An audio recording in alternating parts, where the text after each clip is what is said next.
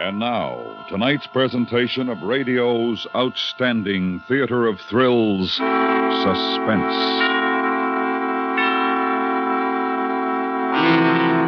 Tonight, the story of a mountain road and the pursuit of a runaway car. We call it Speed Trap. So now, starring Eddie Firestone, here is tonight's suspense play, Speed Trap.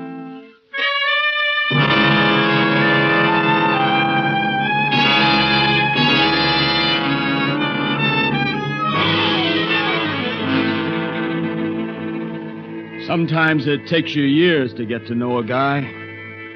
Sometimes on the highway patrol, you learn all about a man in 10 minutes. Like the night Craig Hollister checked me out on my new beat. Soft shoulder here. I didn't answer him. I was too busy sweating the grade. The wheel was easy in my hands. Too easy, like it always is on a slick highway. My headlights caught the rain and sleet slanting down from the pass. It was steamy inside the patrol car. Hollister wiped the mist off the windshield. I thought of loosening my collar, but I didn't want to make a bad impression on Hollister. He didn't look like a police academy officer, but he didn't talk much, so I couldn't tell. I knew he was a good patrolman. They told me at headquarters. Good patrolmen go by the book.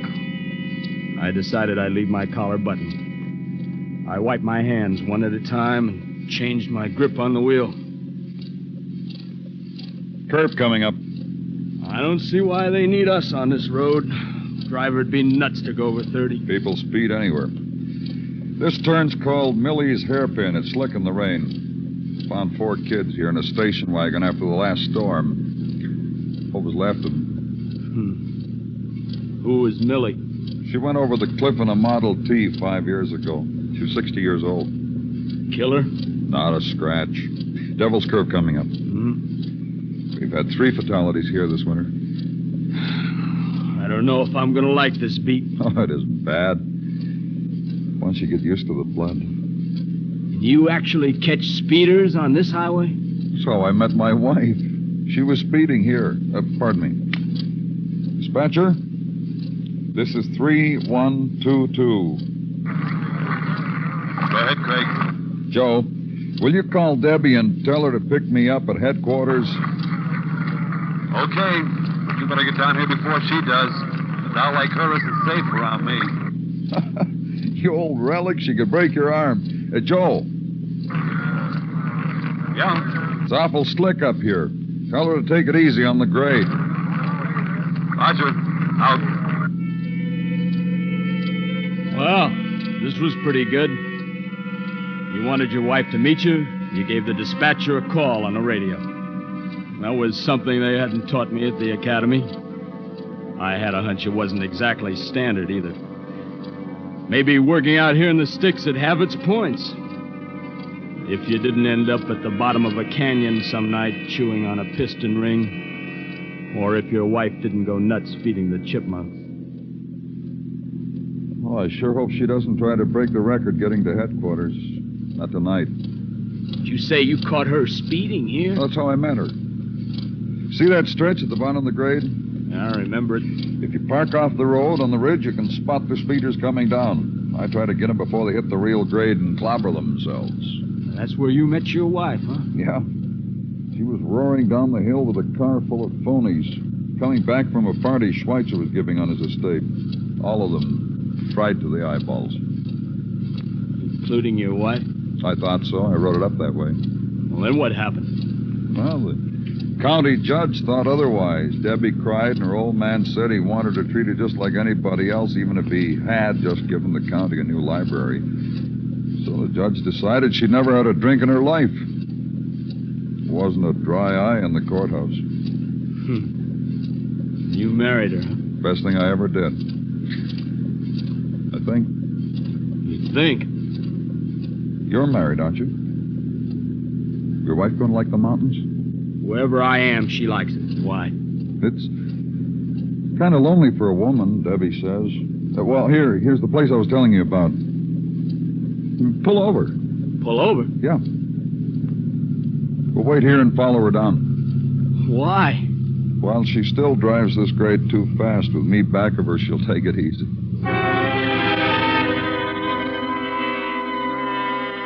So I pulled over, of course. Even if it was quitting time. He was the boss, and if he wanted to baby his wife down the grade, it was okay with me. I was tired, and I could have used a cup of coffee back at headquarters, and I was trying to get my wife moved into her cabin, but the man said, pull over and wait, so I pulled over and waited. I even offered him a cigarette to show there were no hard feelings. He shook his head. In the flare of my match, I could see he was squinting up the road. His face was tired. Some of the roughness was gone. This joker was worried. He caught me looking and seemed kind of ashamed. She'll be along in a minute. Sure, no hurry. You can't follow her everywhere, you know. You in a hurry or something? No, it just Look, seems... if I'm getting a transfer, Debbie and I will be out of these mountains next week. She's a good driver, but it's slick tonight. So if it's okay with you, we'll just... Sure, I'm sorry. What's the matter? Look at those headlights up there. I twisted around in my seat. Half a mile up the grade, a pair of headlights stabbed over the cliff, seemed to hang there. Then they whipped back to the road, jerky, like when somebody's really floorboarding the accelerator. Then there was a straight stretch where the lights swayed like the guy was skidding. Hollister gripped my shoulder, and then the lights straightened out and got brighter and brighter and further apart. The guy was practically flying. Holy smoke! That's not your wife, is it? No. She's still a little wild, but she's not crazy. Hollister was big and a little older than me. He didn't look like he could move very fast, but he was nothing but a blur jumping out of that car. He was around the hood and swinging a flashlight in circles before I could even turn on my red light. The crazy headlights seemed to reach out at him. Hey! You okay, Hollister? Yeah. Let's take him. Holy cow, I thought you'd had it. Close, but no cigar. He must be plastered to the ears. Get his tag, the lights blinking. Yeah, I could just see there was a convertible, that's all. Convertible? Yeah. Aren't you going to call a dispatcher? No.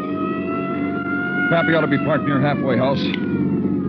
2429. This is 3122. It was a convertible, all right, and I'd caught a flash of the driver, and my heart had flipped. It was a woman driver, young, blonde, with a crazy grin on her face. I felt sick. 2429. I'd picked up the pieces after a few wrecks down in the valley. It's bad enough when it's a man, but a young girl. 2429. This is 3122, Pappy. We're in pursuit of a possible 502 3 miles north of Halfway House. Just about ran me down. He's weaving all over the road. Be careful. Roger. I'll try to take him. Her, not him. Make this curve tight, buddy. What did you say? That driver, it's a woman. A woman? I think so. Okay. After this curve, you can cut loose for about 800 yards. Try to get me close enough to spotlight her license. Hang on, partner.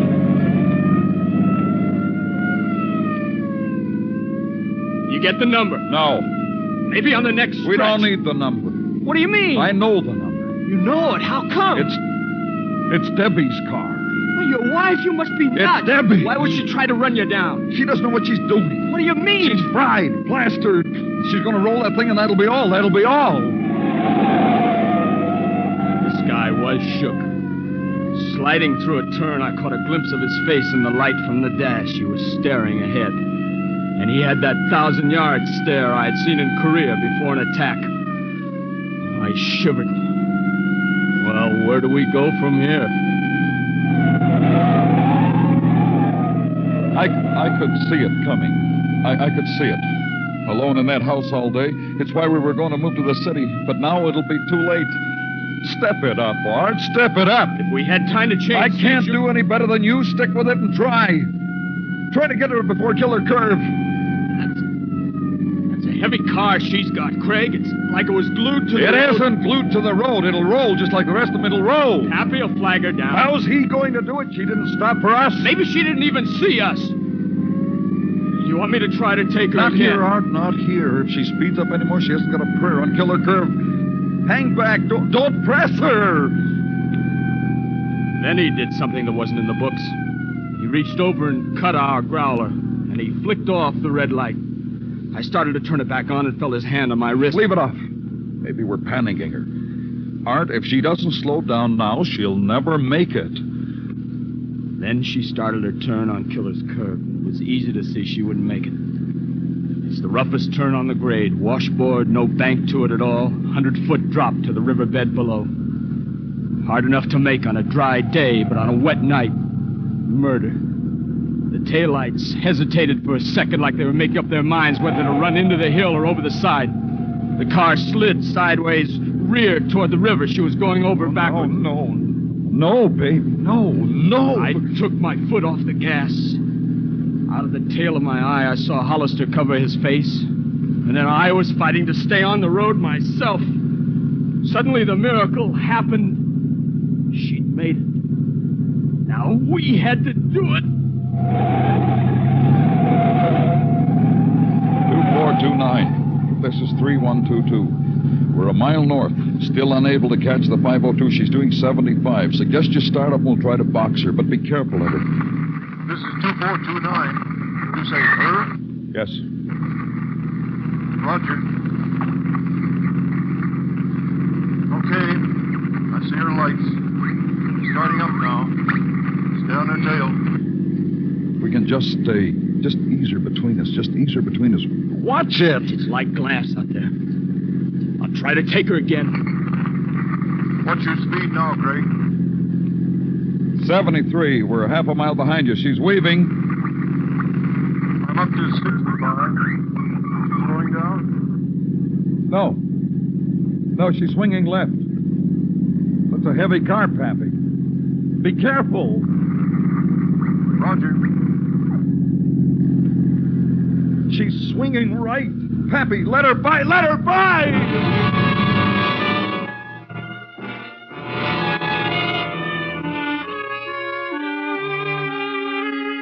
Let her by. How are you going to make an old-time patrolman let a drunk pass him on the road? No, Pappy tried to fight it. He tried to ease her onto the shoulder. The block-long convertible against the patrol car. It was like a good pro featherweight against an amateur heavy. All skill and no punch. For a second, I thought he had her run off the road, but the convertible lurched back. The two sets of taillights got closer. And then Pappy was off the road, over the shoulder, bouncing and rolling down the embankment. I eased my foot off the accelerator, praying that it wasn't as bad as it looked. I wanted to use the brake, but on that highway it would have been suicide. What are you doing? Going back for Pappy. What about her? Call the dispatcher. They'll stop her. If she doesn't go off the road first, we got to get back. Stay on her tail. You off your rocker, they'll stop her. That's my wife, and I don't want her killed. Stay on her tail. What about Pappy? I said stay with her. I'm still running this beat. But Pappy needs... Joe, this is 3122. A mile south of Halfway House. That 502 just ran Pappy off the road. Send an ambulance. We're staying on her tail. This isn't Joe. It's Sergeant Capehart. Setting up a roadblock outside headquarters. She won't get through it. Go back and help Pappy. What kind of roadblock? The works. You aren't shooting at a woman. If she tries to run this block, we'll shoot at her. Now get back to Pappy. Sarge, that girl... Don't worry about the girl. I'll take care of her. You get back to Pappy. It's Debbie! Yeah. I'm sorry, Hollister. She's just run my best man off the road. Said she almost hit you. There's trucks and cars coming up the lower grade. She'll hit one of them if we don't stop her. So we'll stop her. If we have to blast her off the road.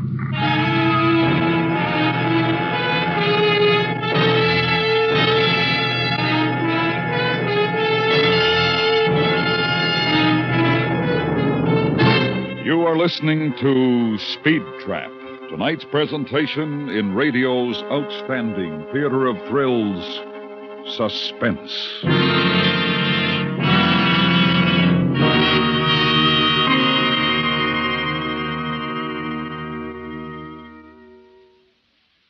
Hardly a driver is now alive who passed on a curve at 65. Slow down, driver, if you're pushing even a little bit too hard for the road conditions ahead tonight. Play it safe behind the wheel. Your life depends on it. The lives of others on or near the highways depend on it, too. Safety first behind the wheel. Don't make a death trap of your automobile. And now we bring back to our Hollywood soundstage Eddie Firestone with Larry Thor, starring in tonight's production, Speed Trap, a tale well calculated to keep you in suspense.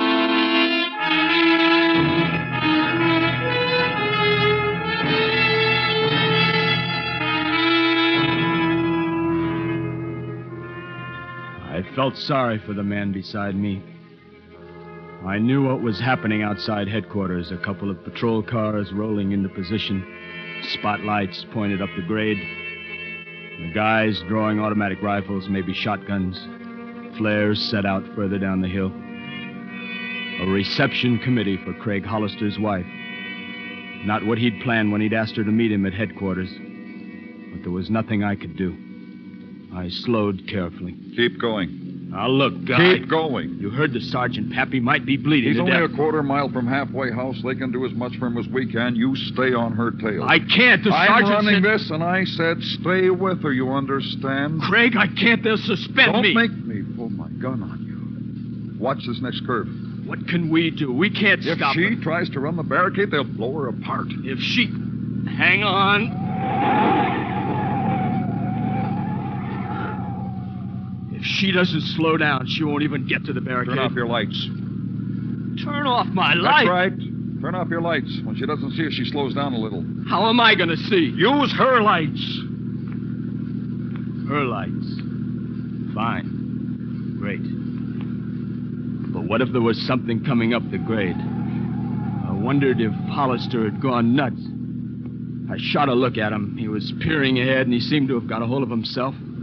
I didn't really think he'd pull a gun on me, but suddenly I knew I'd go along with whatever he was trying to do, even if it cost me my badge. I flicked off the lights. It seemed to help. The car ahead lost some of its crazy fear. You're gaining. Slow. Slow and easy. Watch it. Okay, use this stretch here.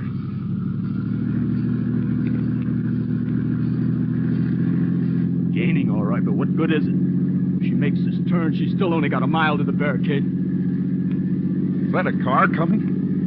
Looks like a truck. Debbie, please. Get over! Get over! Won't make...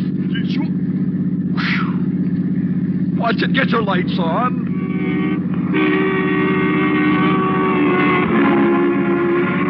Now, catch her. Every time I put on another mile an hour, we start to I slide. have to get closer. I'll never do it from here. Closer, the man said. I was already pushing 80. My arms and eyes ached from the strain. The range was still too far unless he was aiming for a lucky hit or an unlucky. You've got to catch her by that stretch in front of headquarters. Well, that made sense. It was the only level shoulder in the grade. If he was going to shoot out a tire, it would have to be there. But that was where the barricade was. Well, we just have to get her this side of it. Hollister rolled down the window, and I felt a spray of rain on my face. Suddenly, I spotted the barricade spotlights. She's slowing, Annie? Putting on speed. I can't wait any longer. The range was just too great. It had to be her left rear tire. If she went off the other way, she'd be killed. And if the ricochet got her, she'd be killed anyway. But she was just too far away. Suddenly, not really wanting to, I jammed down the accelerator. At least I could give him a last chance. The rear end swayed and lurched. My hands were sweaty with fear. And that did it. The heavy car began to turn, hesitated, and headed for the shoulder. It leaped when it hit the dirt, half turned, and went over.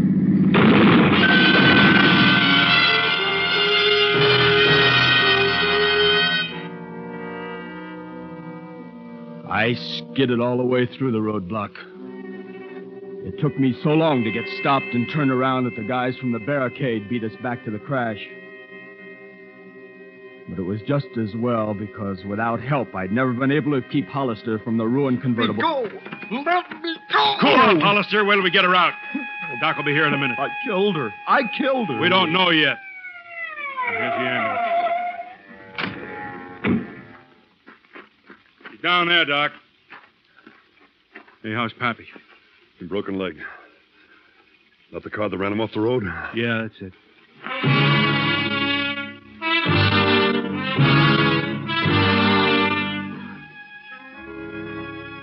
It seemed like an hour, but it was only a couple of minutes before the doc scrambled out of the ditch. A patrolman and an ambulance driver set a litter by the ambulance. 2 other guys had Craig in their patrol car trying to calm him down. I walked over to the ambulance. The girl was hurt bad, but she was alive. The sergeant walked up. She alive? Yeah. Tell Hollister. Okay to let him see her, Sarge? Yeah, I guess so. I started back to the patrol car and stepped back to let a convertible onto the shoulder. A girl got out, a pretty girl. And I thought of the kid by the ambulance who would never be pretty again. And then I felt the sergeant's hand on my arm. He was staring at her. This is Hollister. Yes, Sergeant. What happened? Where's Craig? What's the matter with you? Well, we thought... He thought... Oh, look. Oh, that poor thing. She's just a kid. Hey, Pete. Bring Hollister over here. I guess she figured she was old enough to get fried to the gills and try to make that grade on a rainy night. Your husband saved her life. How? He and Art here almost broke their necks catching her. I'd have blasted her to pieces. Where is Craig? Is he all right? Debbie. Craig, darling, what is it? It wasn't you. Better skip it, Craig. No. Now, you ought to know, Debbie. I want you to know I thought the girl was you. Me? Well, why me? Oh, I see. And it could have been, couldn't it? Long time ago, maybe. Long time ago.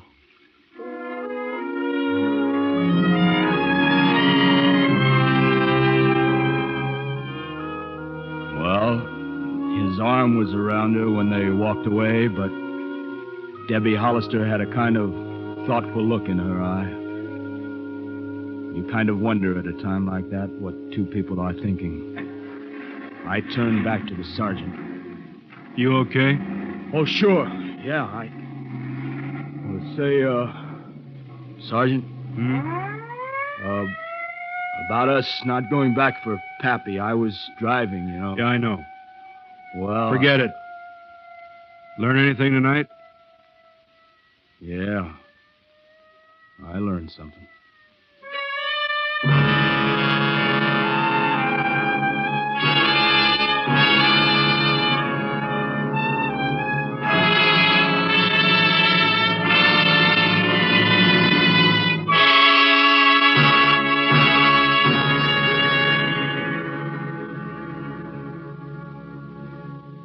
Suspense, in which Eddie Firestone with Larry Thor starred in tonight's presentation of Speed Trap.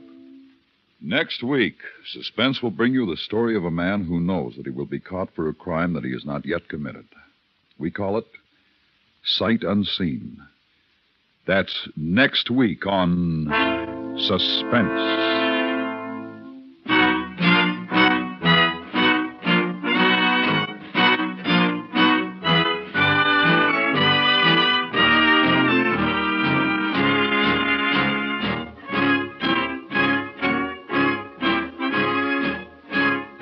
Suspense is produced and directed by Anthony Ellis. Tonight's script was written by Mr. Hank Searles. The music was composed by Lucian Morowick and conducted by Wilbur Hatch. Featured in the cast were Lillian Baeff, Tom McKee, Ted Bliss, and Jack Crucian. Listen while you work. Enjoy Perry Mason every Monday through Friday in the daytime on the CBS Radio Network.